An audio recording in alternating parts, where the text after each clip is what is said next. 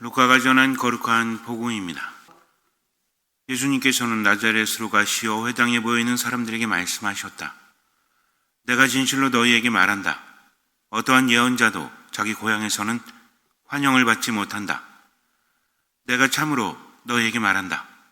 3년 6개월 동안 하늘이 닫혀 온 땅에 큰 기근이 들었던 엘리야 때 이스라엘에 과부가 많이 있었다. 그러나 엘리야는 그들 가운데 아무에게도 파견되지 않고 시돈 지방 사렙타에 과부에게만 파견되었다. 또 엘리사 예언자 시대에 이스라엘에는 나병 환자가 많이 있었다. 그러나 그들 가운데 아무도 깨끗해지지 않고 시리아 사람 나아만만 깨끗해졌다. 회당에 있던 모든 사람들은 이 말씀을 듣고 화가 잔뜩 났다. 그래서 그들은 들고 일어나 예수님을 거울 밖으로 내몰았다.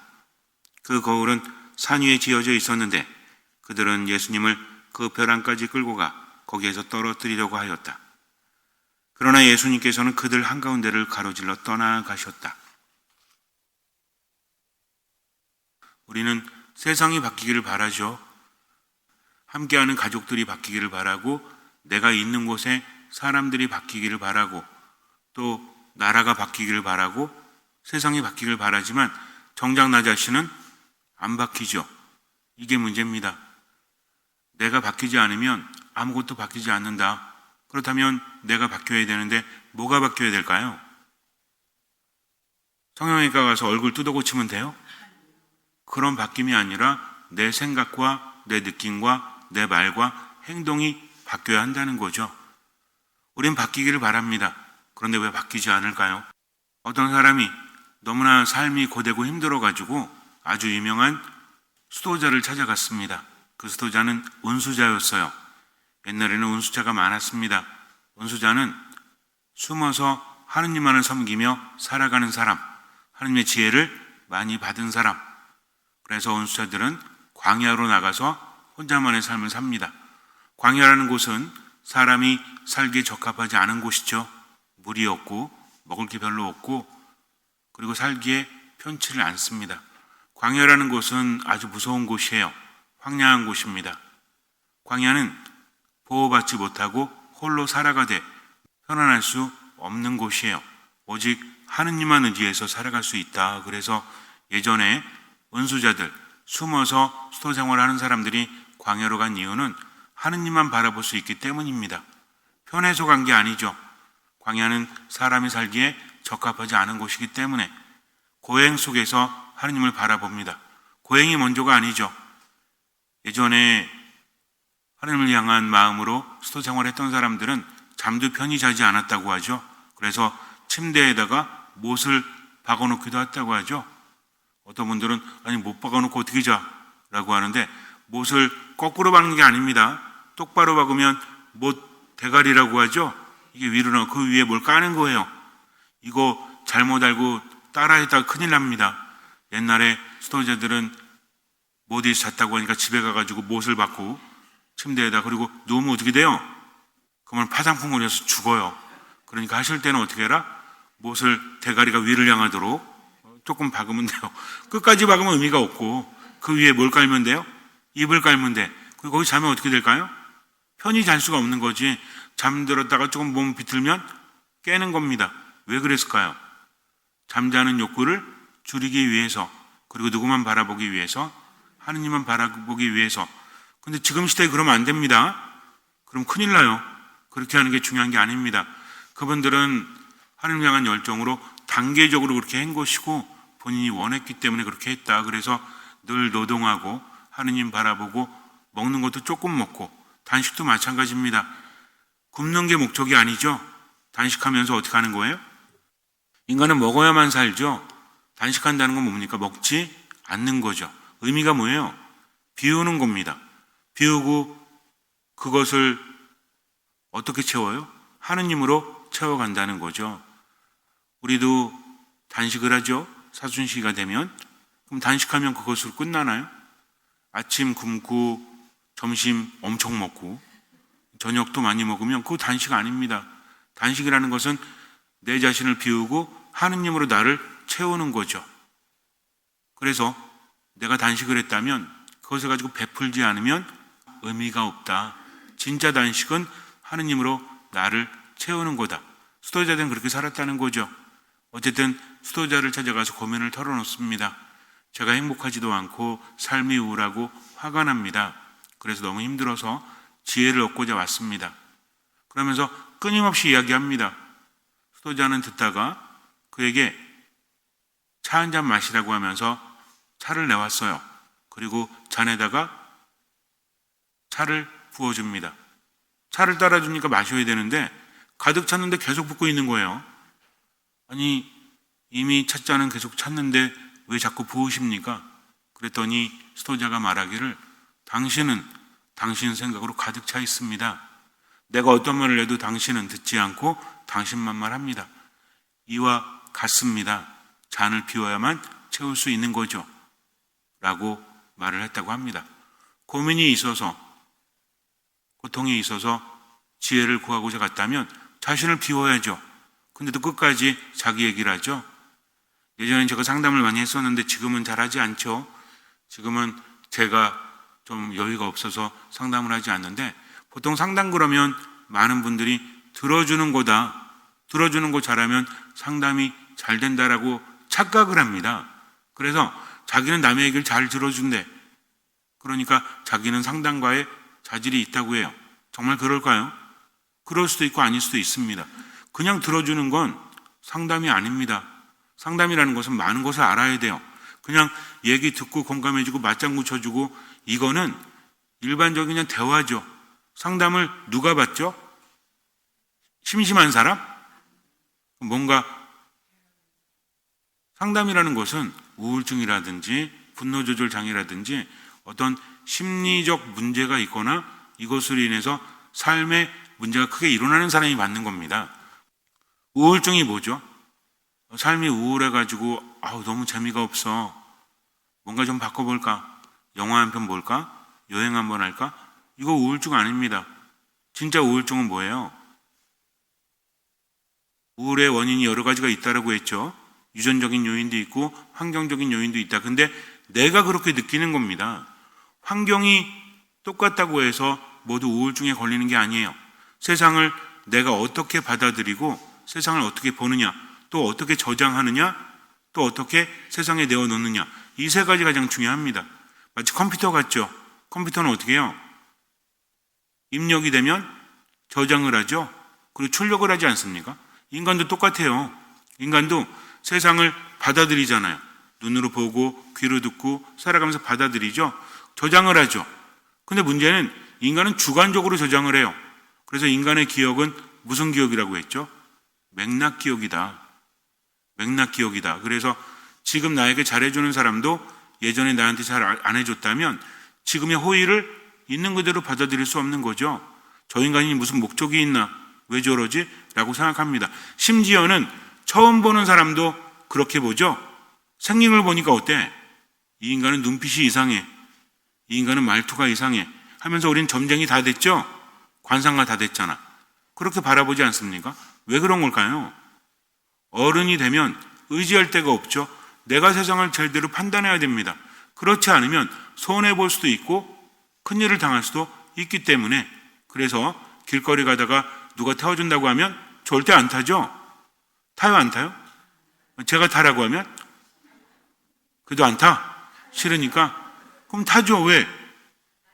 뭐 마음에 안 들어도 아는 사람이잖아. 설마 신부가 뭐 어떡하겠어? 라는 생각을 하잖아요. 근데 생판 모르는 사람이 타라고 하면 절대 안 타죠. 왜? 만에 하나 큰일이 생길 수도 있으니까. 집에 있는데 딸내미가 늦게 들어와요. 아들내미가 늦게 들어와요. 그럼 아들내미가 늦게 들어오면 아니 이놈이 몇인데 여태 안 들어와 하다가 졸죠. 딸내미가 안 들어오면 난리가 나지.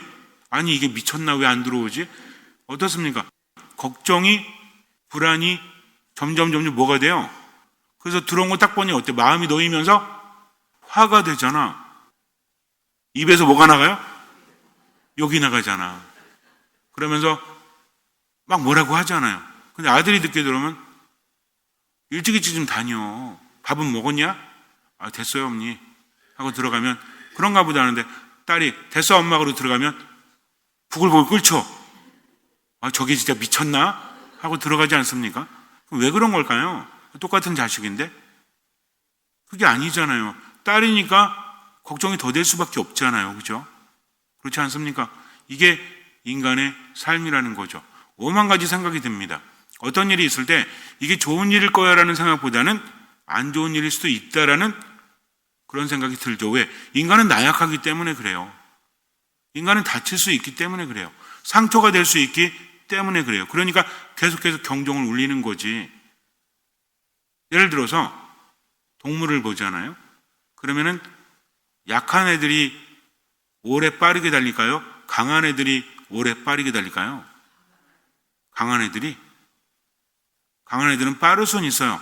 오래 달리지 못합니다. 예를 들어서 사자가 오래 달릴 것 같아요? 사자가 빠르죠. 호랑이도 빠르고 순간속력은 빨라. 근데 오래 못 달려요, 걔네들. 그러니까 어떻게 합니까?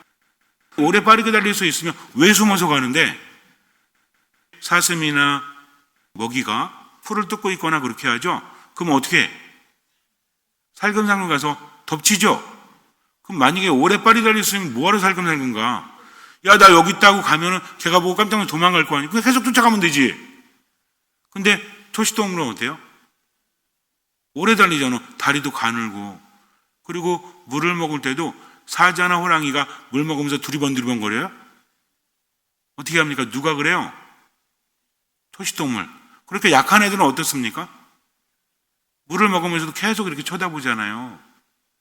사자들은요, 무리를 지으며 있어도 잘 때는 다 쳐자 그냥. 근데 다른 동물들은 경계 서는 애들이 있다니까. 왜? 자기들이 약하기 때문입니다. 그래서 강한 육식동물이나 천적이 다가오면 소리를 지르죠. 막 도망가잖아요, 무조건. 근데 사자가 도망갈 것 같아요? 뭐지 하고 쳐다봐요, 이렇게. 그리고 싸우잖아요. 즉, 우리는 나약하기 때문에 아무리 스스로 강하다고 생각할지 몰라도요, 나약하기 때문에 그래요. 격투기 선수들 있죠? 오랫동안 격투기를 연마하고 텔레비전에서 막 권투하고 뭐 이런 분들 있잖아요. 근데 이런 분들이랑 호랑이랑 싸우면 누가 이겨? 20년 동안 격투를 수련한 사람과 5년 동안 수련하지 않은 호랑이랑 싸우면 누가 이길 것 같아요? 호랑이가 이기지. 왜? 세상 불공평하지 않아요? 나는 20년 동안 수련을 했는데 왜 호랑이가 이기죠? 호랑이는 그렇게 태어났기 때문입니다. 그래서 별로 걱정이 없어요. 염려를 하지 않습니다. 근데 인간은 어때요? 똑똑하다고 하면서도 늘 위험에 처해 있잖아요. 세상에는 뭐 공룡도 없고 사자나 호랑이도 없고 요새는 호환이란 말 잘 쓰지 않죠? 옛날에 호환 썼잖아. 그래서 산에 밤에 가면 안 된다. 누가 잡아먹는다? 호랑이가 잡아먹는다. 뭐 그런 거 있었잖아. 언제까지 호랑이가 있었죠? 일제 강점기 때까지. 그때 그래서 일본 사람들이 호랑이 막 잡았죠? 있었습니다. 그래서 호랑이 잡는 팀이 있었어요. 조선의 호랑이를 다 없애버렸다고 하잖아요. 근데 지금은 호랑이 없잖아요. 그럼 걱정이 사라졌나요? 더 위험하지. 왜? 누가 제일 무섭대? 사람이 제일 무섭다고 하죠. 등 쳐먹고 사기 쳐먹고 어떻게 하면 좀 나를 어떻게 해볼까? 이러니까 경계가 되지 않습니까? 어릴 때는 엄마 아빠 보호 아래서 살죠. 걱정이 없어 애들이. 차 조심하고 뭐 조심하고 뭐 조심해라 라고 하지만 어린아이들의 마음은 어때요? 엄마가 있잖아. 아빠가 있잖아. 근데 어른이 되니 누가 없어? 엄마 아빠가 없어요? 아니죠. 엄마 아빠 있어요. 있는데도 본인이 너무 커버렸거든. 그러니까 본인이 세상을 살면서도 늘 걱정과 염려 속에서 불안이 있잖아요. 그러니 어때요? 점점 뭐가 사라지죠? 웃음이 사라지고 수심과 걱정이 가득하고 그러면서 경계하죠. 이게 인간이라니까요.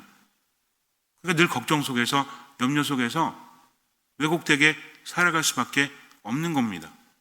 그럴 수밖에 없어요. 왜? 인간은 늘 경계 공부를 울리고 있으니까. 그러면서 어때요? 그러다 보니까 확인되지 않은 것에 대해서는 안 하려고 합니다. 이게 저항이에요. 그럴 수밖에 없죠. 왜? 그렇게 했다가 만에 하나 큰일 날 수도 있기 때문입니다. 문제는 뭡니까? 그 안에서 많은 것들을 잃어버릴 수밖에 없다. 온몸은 긴장이 되고요. 그리고 점점 사는 게 힘들어지고요. 그러면서 다른 것들이 변하길 바라지만 누가 변해야 된다? 내가 변해야 한다는 거죠. 고집이라는 것은 알고 부리는 게 아닙니다. 모르고 부리죠. 우리는 내가 모르는 것에 대한 두려움이 점점 커지고 있죠. 아이들은 배우려고 합니다. 왜 그렇죠? 나는 부족하다고 생각을 하니까. 근데 어른이 되면 어때요? 안 배우려고 그래. 나는 부족하다고 생각하지 않기 때문입니다. 그러니 새로운 것을 받아들일 때 어때요? 기분이 안 좋은 거야, 그냥.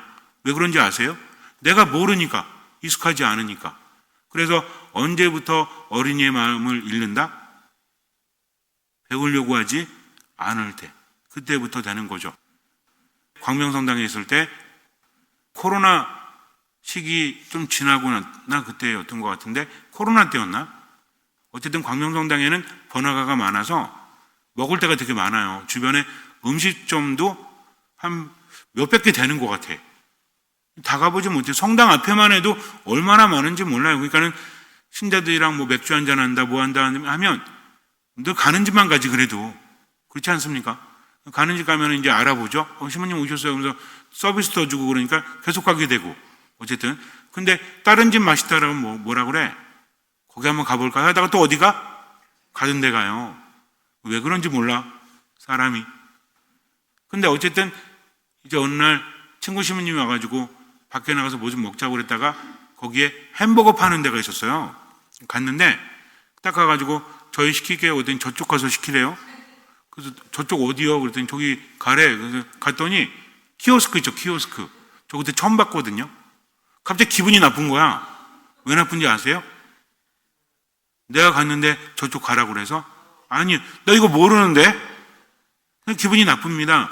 화도 나는 거야. 직원이 저렇게 불친절해? 그냥 지가 해주면 되지?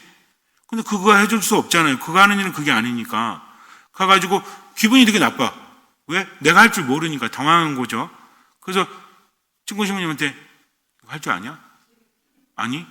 뭐야 이게? 이렇게 서 있는데 어떤 할머니가 오시더니 띠띠띠띠 하시더라고요. 이제 유심히 보는 거지. 어떻게 하나? 그러더니 이렇게 하고 가시더라고요. 아, 이제 알았어. 그리고 딱 했지? 장바구니에 담고 뒤로 가긴가 뭐 눌렀더니 다시 해래. 갑자기 또 당황하는 거죠. 아니 뭐지 이게? 사실 그런 거에 익숙하지 않은 것도 아니거든요. 얘는 좀 다른 거야. 컴퓨터로 뭐 온라인 주문하거나 이럴 때 해봤잖아요. 근데 이건 좀 달라. 자꾸만 장바구니에 사라져. 뭔지 모르겠는데. 그래가지고 또 기다렸죠. 그랬더니 또 거기 광명에 보면은 어르신들도 많아요.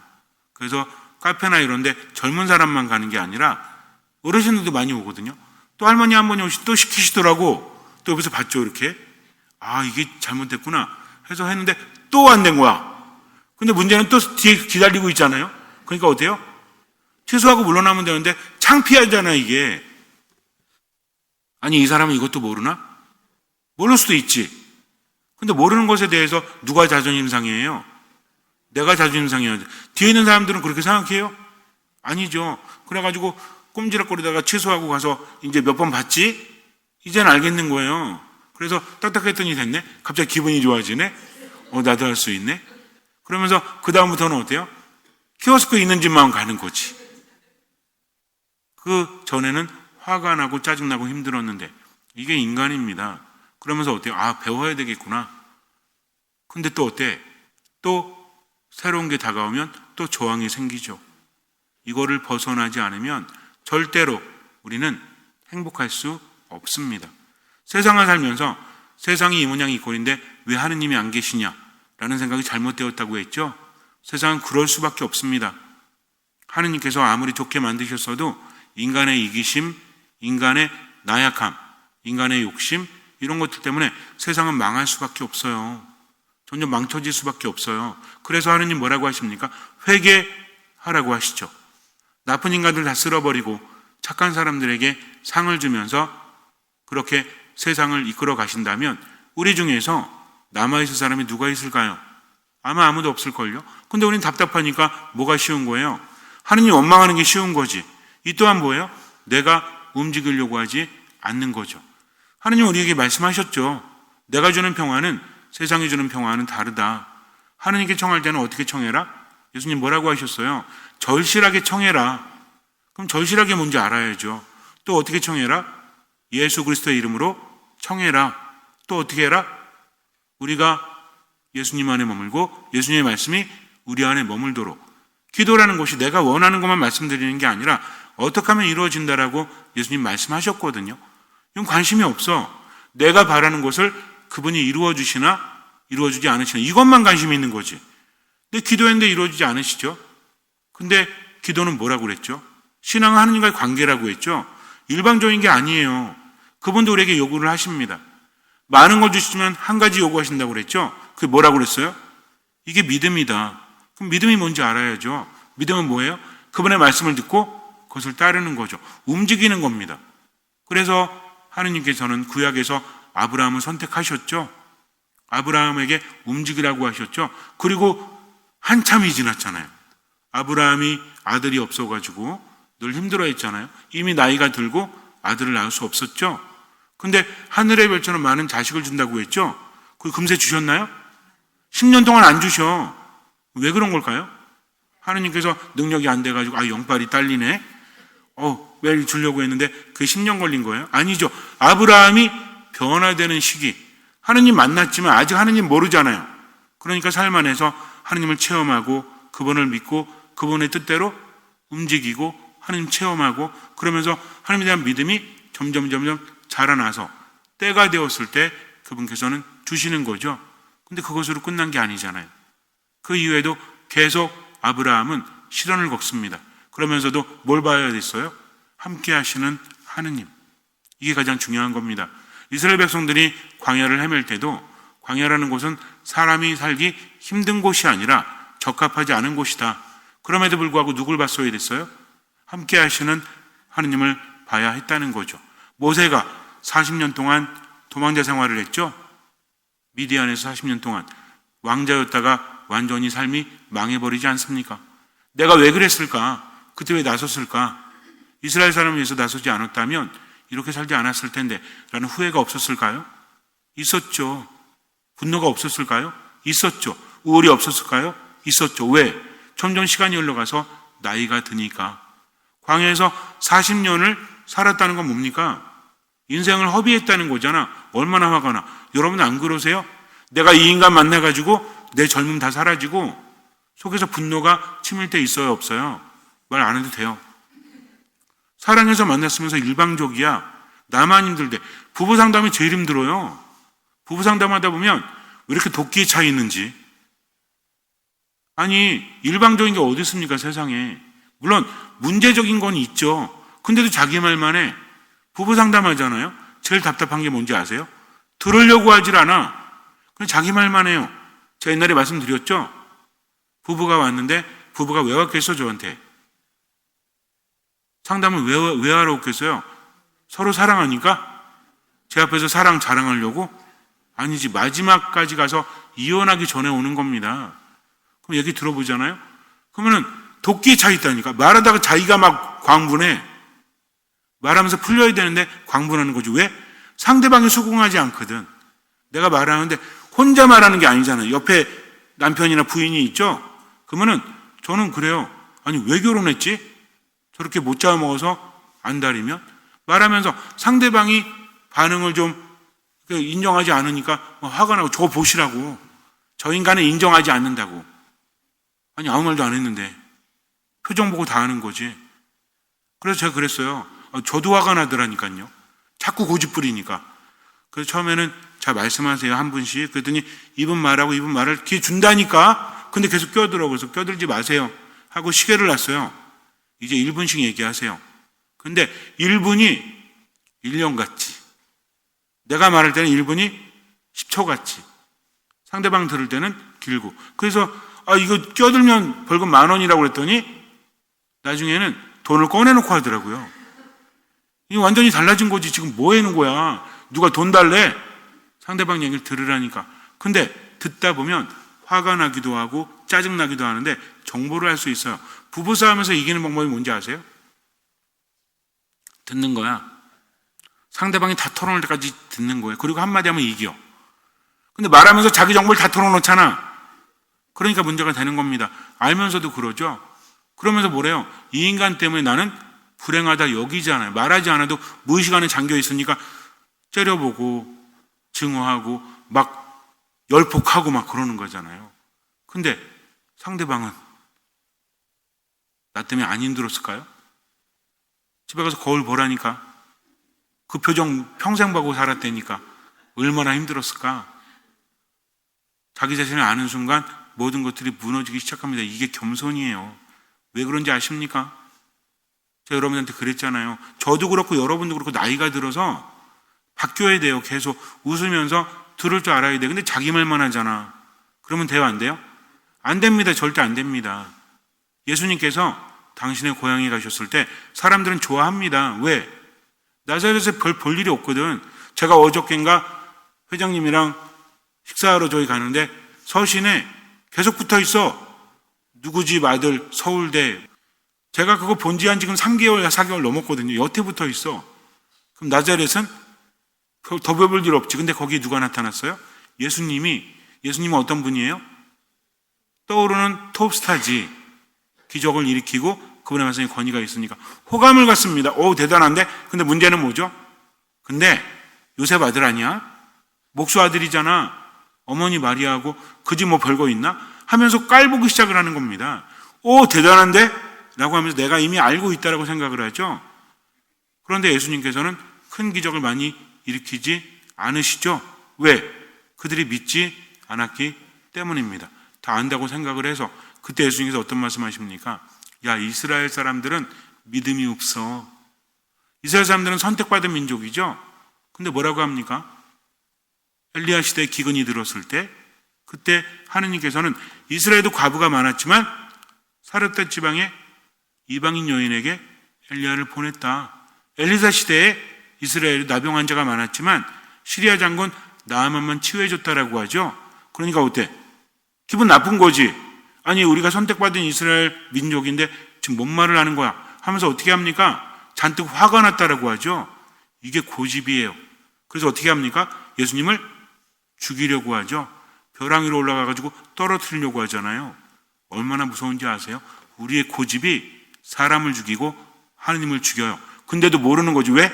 군중 속에 숨어 있으니까. 그런데 하느님께서 어떻게 하십니까? 그 한가운데를 유유히 뚫고 지나가시죠. 하느님의 뜻은 그 누구도 막을 수 없습니다. 신앙이라는 것은 하느님 안에 머물면서 그분을 따라가는 거지 그분과 타협하는 것이 아닙니다. 우리가 착각하면 안 된다는 거죠. 그러니까 뭐예요? 회개지. 만약에 둘의 관계가, 하느님과 우리의 관계가 하느님이 회개하고 우리가 회개하고 이런 관계라면 회개가 중요한 게 아니에요. 우리가 하느님의 길에 접어들어야 한다. 그러기 위해서 뭘 내려놔야 된다? 고집을 내려놓고 또 뭘 내려놔야 된다? 교만을 내려놔야 된다. 왜 그래야 될까요? 그래야만 세상을 살 때도 행복할 수 있기 때문이죠. 고집 부리고 교만하면 결국 뭐예요? 분노에 차는 거지. 그러면서 나를 죽이고 다른 사람을 죽이죠. 근데 시리아 사람 나아만은 어땠죠? 이 사람은 장군이었잖아요. 예수님이 그 예를 들었죠? 성경에도 있잖아. 오늘 일독서에서도 우리가 묵상했잖아요. 이 사람은 장군이었죠? 대단한 사람이었습니다. 왕의 총애를 받는 사람이었는데 나병에 걸렸죠? 그때 누가 와서 말해요? 이 사람은 대단한 사람입니다. 아주. 왜? 이스라엘 소녀를 잡아와서 부인의 종으로 줬잖아요. 종이 말하는데 들을까요? 보통 종이 말하면 안 들어요. 네가 뭔데? 어디서 나서? 근데 이 사람은 귀 기울일 줄 아는 사람이었다는 거죠. 부하들을 보니까 아주 존경하지. 아버님 그러면서 목숨까지 바칠 사람들이었죠. 왜 그런 걸까요? 그가 힘이 세서? 아니, 그가 귀를 기울일 줄 알았기 때문입니다. 우리도 누구에게 충성합니까? 나를 알아봐주는 사람한테 충성하지 대단한 사람한테 충성하는 거 아니잖아요. 어쨌든 그 이야기를 듣고 찾아가죠. 몸소. 데리고 올 수도 있어요. 자기가 찾아갑니다.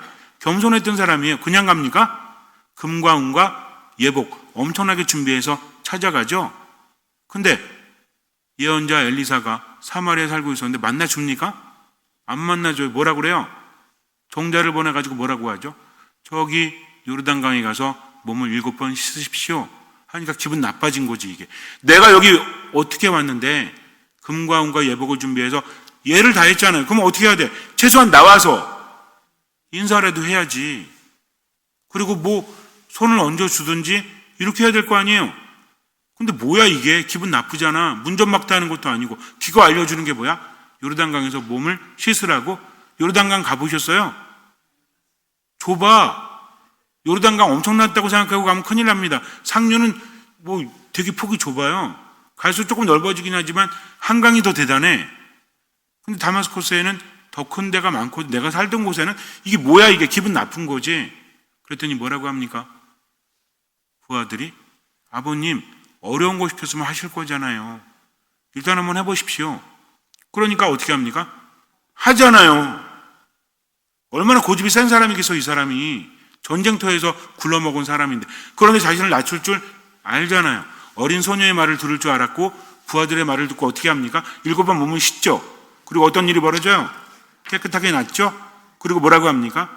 이제 저는 알았습니다. 온 세상에서 이스라엘 밖에는 하느님께서 계시지 않습니다. 고백하잖아요.